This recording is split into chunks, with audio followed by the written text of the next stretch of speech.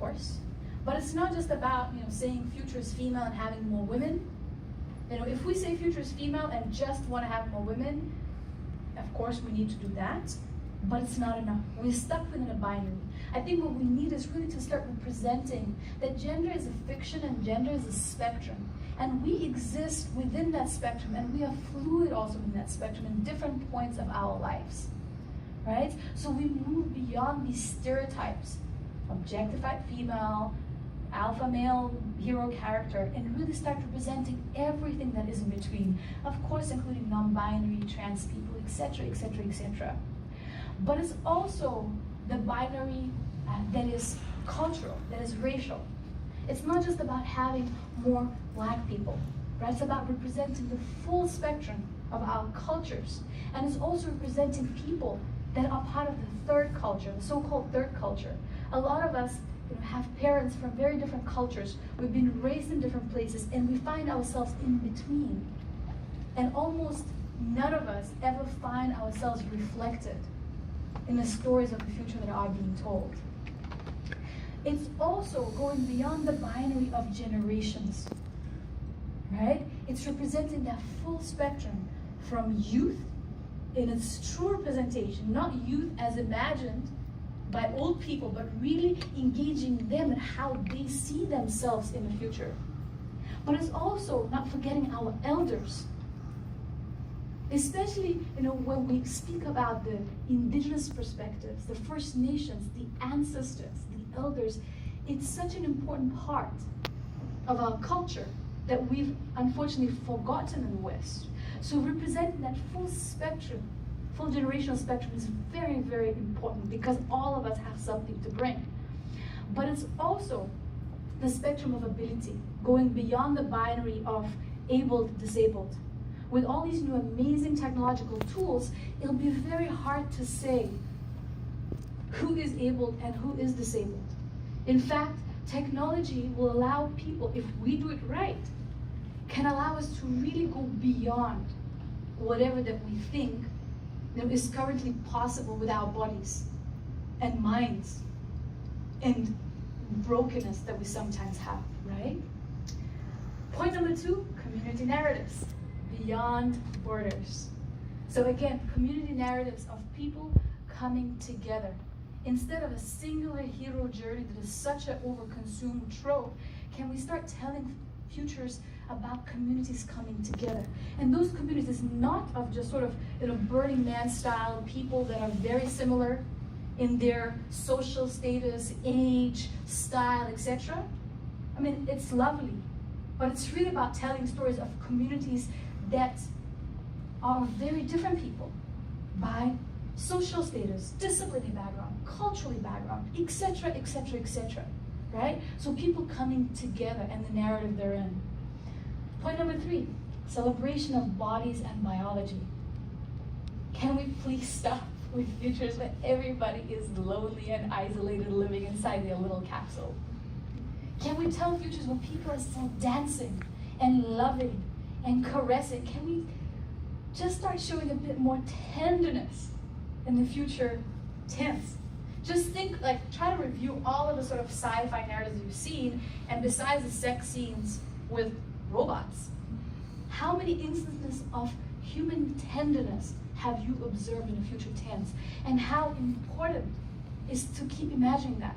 And again, with all the amazing technologies that we're developing, from exoskeleton bodysuits to drones, etc., that we mostly see being represented for police state apparatus of kind of military use, essentially to kill or to control, but we never see it being represented in an instance such as futuristic Rio Carnival, where people are dancing wearing exoskeleton suits and can perform in a way that our physical bodies could never allow us to perform.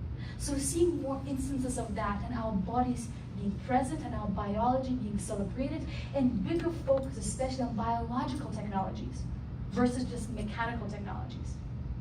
Point number 4, so obvious yet barely ever represented in the world design, environmental awareness. There's so many incredible innovations happening in environmental awareness space. So, everything around sort of sustainability and regenerative practices and a combination of various technologies, from the world sort of beyond plastic to the way our cities could bridge sort of, instead of being sort of like very urban and then outside is rural, how we can bring rural within the city, how plant life can become city life as well. So we need to start depicting that kind of imagination that is, again, not just sustainable, but I think regenerative environmentally. Evolution of values. We seem to be stuck in that sort of like a cassette recorder of late stage capitalism. But when we look at the kids today, we look at what happened with just a few months ago, Greta Thunberg, stepping up in such a tiny space of time, of course building on so much environmental work that has been done for decades already. But she became a leader of generation, and all the kids, coming out and striking and speaking about the kind of world that is important for them, the kind of world that they want to live in, that is really challenging, most of our capitalist notions. And if we do not pay attention to that, that generation is going to go on full revolt mode. So we need to start imagining what are these new societies based on very different values, because definitely the youth is representing these values, and the youth is representing these values around the world. And I've been on the ground, I've seen that, from Rio de Janeiro to Johannesburg to Stockholm to Bombay. The values that the youth is espousing are changing, and we need to represent that. One of the last points, ritual and spirituality, so vital and important to who we are.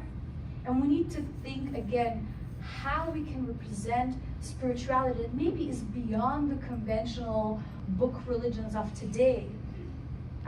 But where is it moving? And what is it representing? A lot of the folks are coming back today to the animist traditions, plant medicines and things like that. And we need to think, what is that world towards which we're heading? And how rituals can still be part of our lives. Because again, in the West, we have forgotten all of that. But across the global South, African continent, Indian subcontinent, the entire South Asia, ritual is part of people's daily lives. And technology is not undermining that. It's actually changing and modifying and taking it to new places. Last but not least, actually the dearest point to me is creativity and subcultures. So you remember when I showed those images of, utopian futures, I'll search on Google, they're really nice designs, but they completely sort of, creativity and subcultures are not present in those futures at all. And a brilliant friend of mine, Walter Thompson Hernandez, he's a New York Times writer. He actually specializes in covering subcultures around the world. I'm trying to drag him to all kinds of new places to cover that. And we're trying to, we're starting to think of writing a piece also together on representation of subcultures in the future. And the way we sort of started conversing about that is I looked at it and I was like, actually, we see all these sci-fi scenarios and we see all these future urban plans that completely exclude the street culture and subcultures and sort of, creative interventions that are not always sort of corporate creativity. And there's never been as much of a diversity of subcultures in the world, yet we never see them being represented. So there's this big gap, right, between what is happening in the real world and how, the futurist disciplines are not covering that. So I want to push for that, and in every project I do, I try to bring that in.